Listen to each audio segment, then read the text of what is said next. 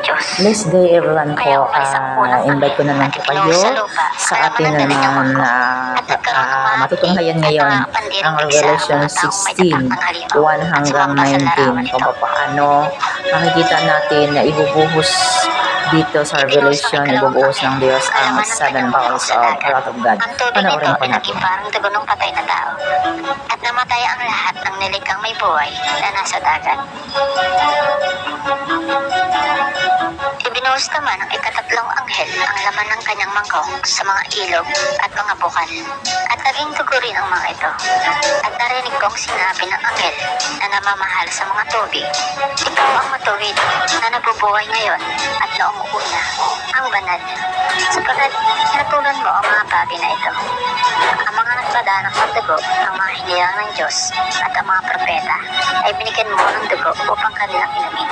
Iyan ang nararapat sa kanila. At narinig ko ang isang inig mula sa dambana na nagsasabi, Panginoong Diyos na makapangyarihan sa lahat, talagang matuwid at tama ang mga hatol mo.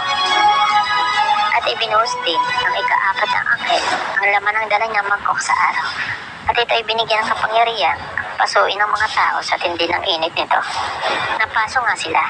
Ngunit sa halip na magsisi at talikuran ang kanilang mga kasalanan at magpuri sa Diyos, nilapastanganan pa nila ang pangalan ng Diyos na may kapangyarihang magpadala ng ganoong mga salot.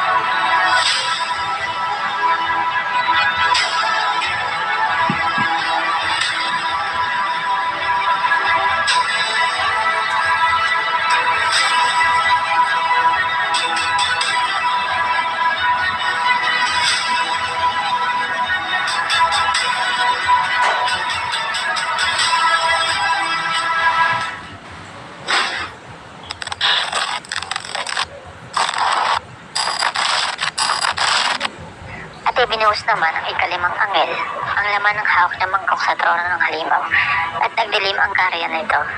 Napakagat dila sa kirot ang mga tao at sinumpa nila ang Diyos ng langit dahil sa kanilang hirap at tinamong mga piksa. Ngunit hindi rin sila nagsisi at tumalikod sa masasama nilang gawain. At ibinuhos naman ng ika-anim na anghel ang laman ng dala niyang mangkok sa malaking ilog Euphrates. Natuyo ang ilog upang magkaroon ng landas para sa mga haring mula sa silangan. At nakita kong lumalabas mula sa bunganga ng dragon, sa bunganga ng halimaw, at sa bunganga ng huwad na propeta, ang tatlong karumal-dumal na espiritong mukhang palaka. Ang mga ito ay mga espiritu ng mga demonyong gumagawa ng kababalaghan. Pinuntahan nila ang lahat ng hari sa daigdig upang tipunin para sa labanan sa dakilang araw ng Diyos na ang makapangyarihan sa lahat. Makinig kayo, ako'y darating na parang magnanakaw. Pinagpala ang nananatiling gising at nag-iingat sa kanyang damit. Hindi siya lalakad na hubad at hindi mapapaya sa harap ng mga tao.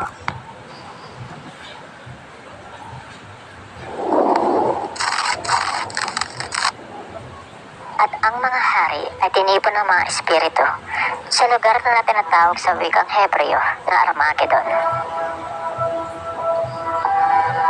Pagkatapos nito, ibinuhos ng ikapitong anghel ang laman ng hawak na mangkok sa impapawid. At may nagsalita ng malakas mula sa tronong nasa templo. Naganap na. Kumidlat. Kumulog at lumindol ng napakalakas. Ito ang pinakamalakas na lindol mula pa ng likay ng tao dito sa lupa. Nahati sa tatlong bahagi ang malaking lungsod at nawasak ang lahat ng lungsod sa buong daigdig. Hindi nga nakaligtas sa parusa ng Diyos ang tanyag na Babylonia. Pinainom siya ng Diyos ng alak mula sa kopa ng kanyang matinding poon. Umalis ang lahat ng mga pulo at nawala ang lahat ng mga bundok. Kumula ng malalaking batong yelo na tumitimbang ng halos 50 kilo bawat isa at nabagsakan ng mga tao. At inapagtanganan ng mga tao ang Diyos dahil sa nakakapangilabot ng salot na iyon.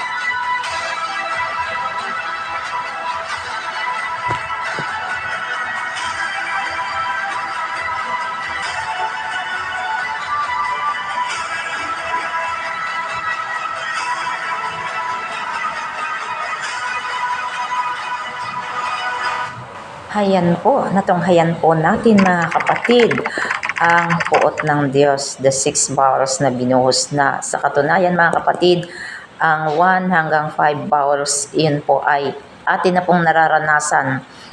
May mga pandaraya, mag-aaway-away, ay ang mga tao ay nagkakagulo, nagiinuman, nagbibisyo. Mga kapatid, nararanasan na po natin ngayon yan, pero mas matindi po ang 6 bowls katulad ng ating napanood at 7 bowls kasi dito na po talaga yung mga tao. At ito na ngayon ang kapanahunan natin ngayon, ito na po ngayon yon na ang mga tao lapastangan sa Diyos, walang takot sa Diyos, ang mga tao may ibigin sa salapi. Sinabi po yan sa Peter, and then sinabi po din yan sa Mateo, ang mga tao sa kapanahunan ngayon ay tatalikod sa pananampalataya nila sa Diyos kasi mahuhumaling ang mga tao sa karangyaan ng mundo. At iyon po yun, wrath of God, galit ng Diyos. Ilalabas ng Diyos ang kanyang galit sa mga tao na patuloy na lumalapastangan at hindi nakikinig. Nakakatakot po mga kapatid. Nakakatakot po talaga ang end times. Kaya nawa mga kapatid, kung tayo ay nasa Panginoon na, magpatuloy at magpatuloy mga kapatid. Dahil ang Great Tribulation ay wala pong nakakatagal dito at walang nakakaya nito. Mga kapatid, tayo po ngayon ay nasa kahuling panahon na. Tayo po ay magpatuloy, maging matatag at maglingkod ng totoo sa Diyos. God bless everyone.